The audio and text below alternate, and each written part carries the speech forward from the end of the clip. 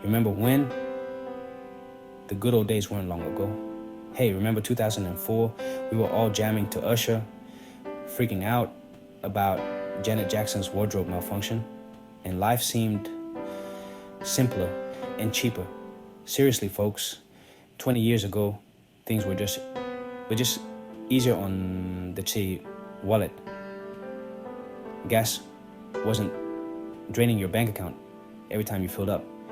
You could actually have a place to live without needing 3 roommates and a side hustle. Taxes weren't bleeding you dry. So, what the hell happened?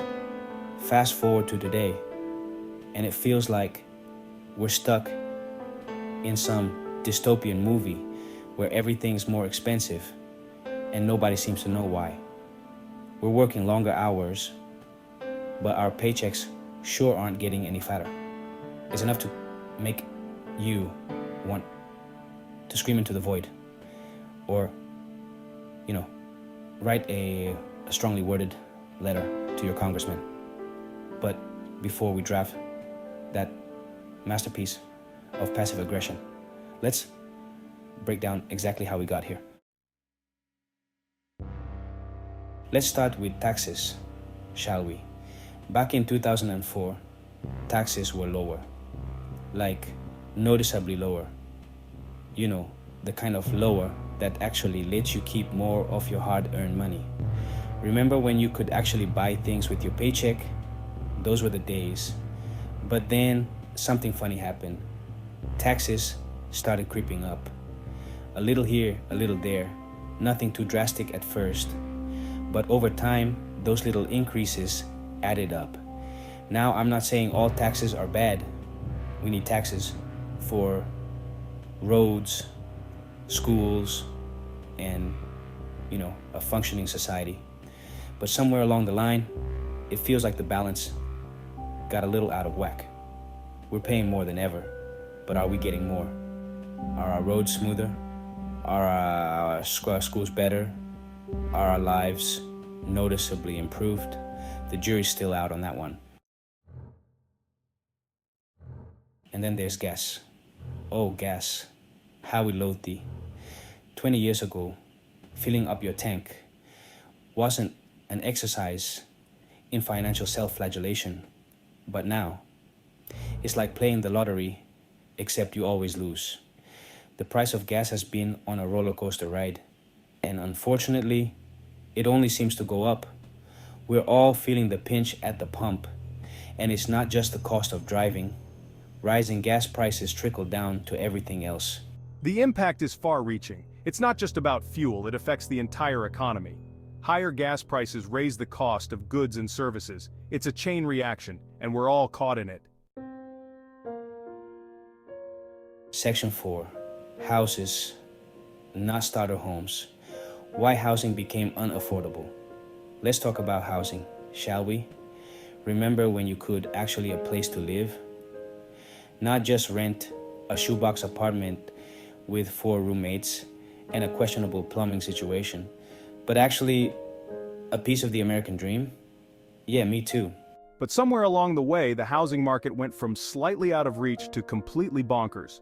The cost of buying a home has skyrocketed in the past 2 decades. We're talking astronomical increases here, folks. Places that were once considered starter homes are now going for prices that would make your head spin. And don't even get me started on rent. It's enough to make you want to move into a yurt and live off the grid. But hey, at least the rent's cheap, right? Section 5. Interest rates bite back. The true cost of borrowing. But wait, there's more. As if skyrocketing housing prices and crippling gas prices weren't enough, we've also got interest rates to contend with. Remember those? They're back, baby. And they are not messing around. See, back in the day, interest rates were relatively low. This meant that if you needed to borrow money for a car, a house, or even just a new pair of pants, you could do so without having to sell a kidney. But now, well, let's just say the cost of borrowing money is back with a vengeance. Those once low interest rates have been creeping up, and it's making it even harder to make ends meet.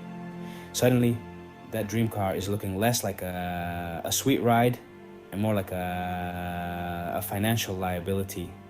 And don't even get me started on student loans. Section 6.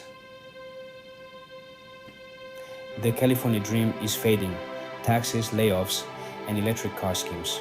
Nowhere is this economic turmoil more evident than in California. The land of sunshine and Hollywood stars is becoming increasingly unaffordable. California has always had a reputation for being pricey, but recently it's like the state took a crash course in economic self-sabotage. Let's start with the taxes. California has some of the highest taxes in the nation. And then there's the electric car debacle. California's plan to tax electric cars by the mile? That's not encouraging sustainable transportation. And then there's the tech layoff situation. The booming tech industry has been hit with layoffs. These layoffs, coupled with the high cost of living, create economic uncertainty.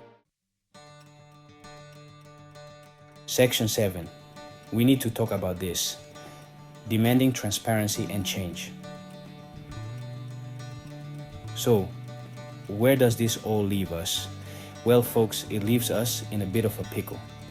The cost of living has skyrocketed, wages have stagnated, and the American dream is starting to feel more like a distant memory.